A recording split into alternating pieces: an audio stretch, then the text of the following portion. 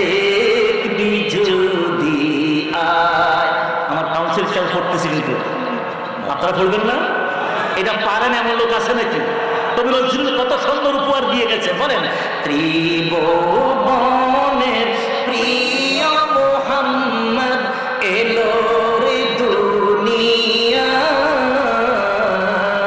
আয় রে সাগর আকাশে বাতাসে দেখবি যদি